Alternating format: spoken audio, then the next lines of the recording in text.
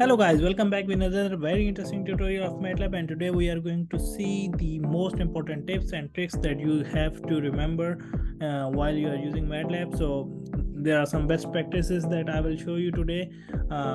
You should remember these if you are a frequent MATLAB user, and also these are some of the shortcuts that you should remember, as these will help you out to save a lot of time while you are dealing with MATLAB. So let's get started. First of all, I would recommend to use these three lines of codes, that is close all, clear all, and CLC before the start of every code. It actually cleans up everything in your MATLAB and refreshes your MATLAB workspace, command window, and your screen.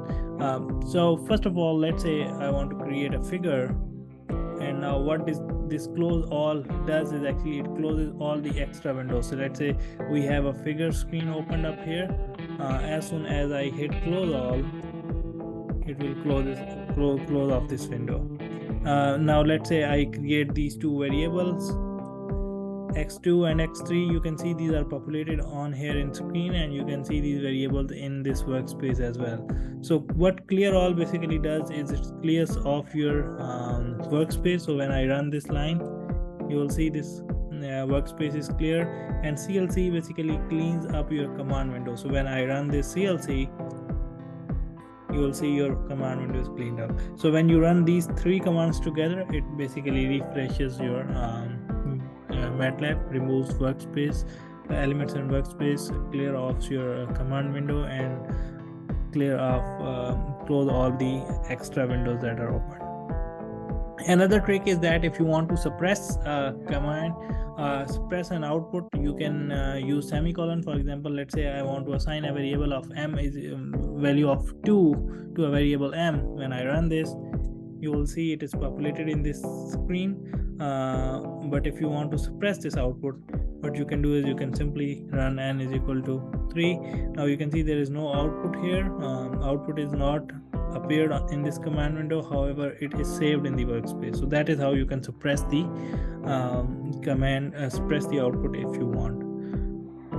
Another important thing is sometimes you don't know the properties of the function, or for example you want to use some function and you want to understand about that function. You can the first thing, you can definitely Google it, or otherwise you can ask MATLAB. Let's say you want help around the plot, so you can ask help and then you can say plot. So it will give you a very short help about this plot function. So you can see here it is in command window, you can read about it. And if you want a detailed documentation, instead of asking help plot, you can ask doc plot. So what it will do is it will open up a new window, and the detailed documentation would be opened up for this function. You can see all the related functions are there, and if you want to further go into any of them, you can, let's say, hit plot xy and it will take you to that section. Okay, now let's say you are running some commands and you want to recall some of the previous commands. You can hit the upper arrow key, and in the command window, let's say here, you will click and then you will hit the upper arrow key. Now it brings up the previously used, recent used commands. So let's say I want to find out CLC, so I can see here CLC here, I can hit enter. Or if you want to, let's say it starts with DOC, right here CLC and NDOC, you want to shortlist this list coming up, and you want to select close all. So you will see select C and then hit upper arrow. So you can see now CLC and then clear all and then close all. Only words starting with the starting with C and you have used them recently will come up. So let's say close all, you hit enter.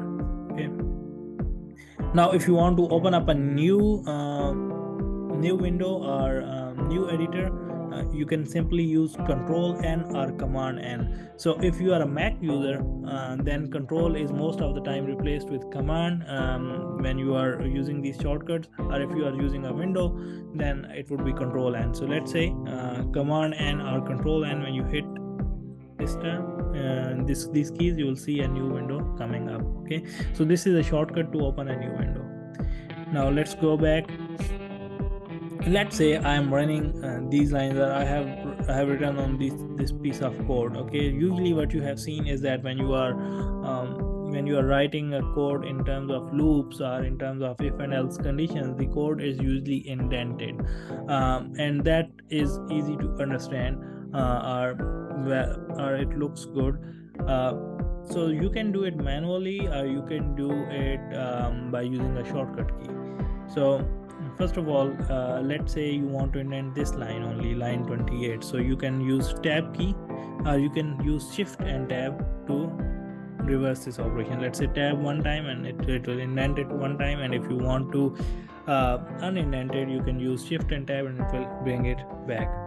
However, it is little bit tedious to do this for all the lines, and if you want to make sure that everything is correct, you can just highlight this piece of code which you want to indent, and then you can hit Control I or Command I depending upon if you are using Mac or Windows. So when you hit Command or Control I, what it will do is it will automatically indent your code, and look, it looks really nice. Sometimes when you are writing a code, you want to include some of the comments there, and for example, you have written down these set of lines, and then you want to add some comment there. Let's say stop here, and now you want to let's say comment it. You can do it by using a shortcut key. So in Windows it's Control plus R. For Mac users it's Command plus R or Command plus /. So when you hit this, you will see this is commented out. Okay, and if you want to remove this this commented out line, or if you want to uncomment this line, you can use Command plus T or Control plus T, or sometimes Mac users can use Option plus Command plus /. So two of these options can be used. So let's say Command or Control plus T, when you enter it, so it will uncomment this line. So that is how you can comment or uncomment using the hotkeys. Now if you want to create a new section, you have to use a %sign twice, and then it will create a new section. For example, you can see here in line 41, I have used two or back-to-back %signs, and then with space it is creating new section. If I remove the space, it will remove this separate section. Okay, so you must have these two %signs must be followed by a space. Now if you want to run a certain section, there are different ways to run the MATLAB code. For example, I have clicked in here in this section 2.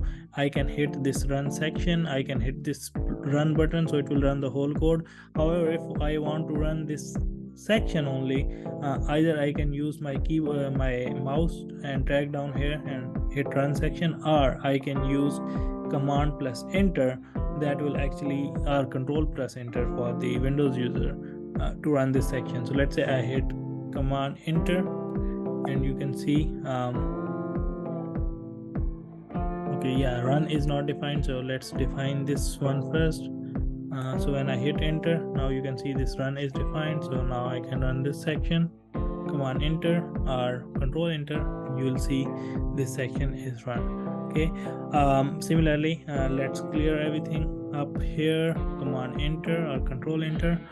Now the last thing that I want to talk about is if MATLAB is running something and you want to interrupt MATLAB and stop it, you can do it by using Command C or Control C. Let's say I have created this loop to run infinite time, not for infinite time. When I run it, you will see it will be running, and then we can use this Command Control plus C or Command plus C to stop this code running. Okay, so let's do it. Let's reuse the command to run the section, that is Command Enter or Control Enter. Now you can see it is running, and it is an infinite loop, so it will keep on running, and we want to pause it, so we'll use Command or Control plus C. So let's do it. Okay, so now you can see with Control plus C, this has stopped.